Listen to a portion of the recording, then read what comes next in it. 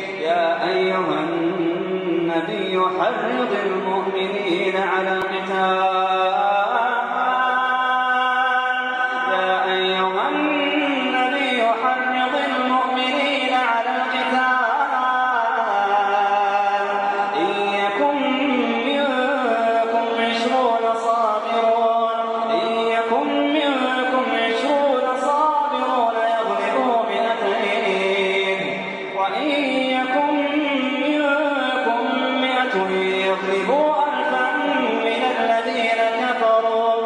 الذين كفروا بأنهم قوم لا يفقهون.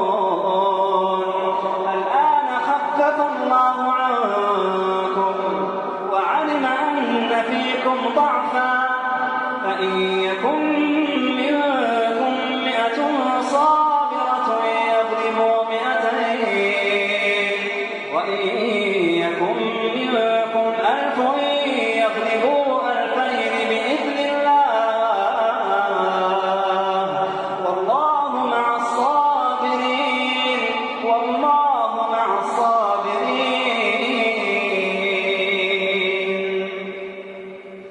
ما كان لنبي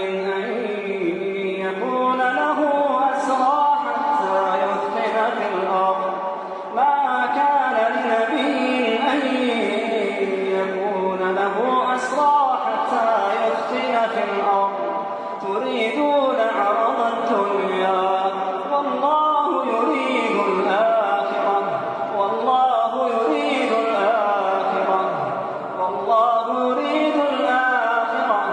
والله عزيز حكيم.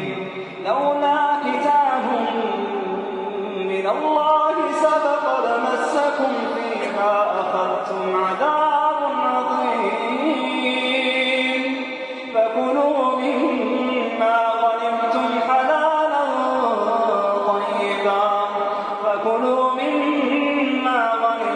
حلالا طيبا واتقوا الله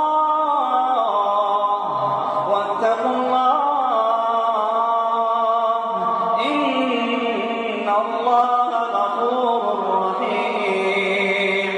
يا أيها النبي قل لمن في أيديكم من الأسرى إن يعلم الله في قلوبكم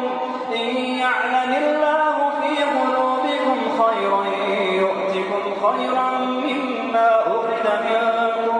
يؤتكم خيرا مما أخذ منكم ويغفر لكم والله غفور رحيم.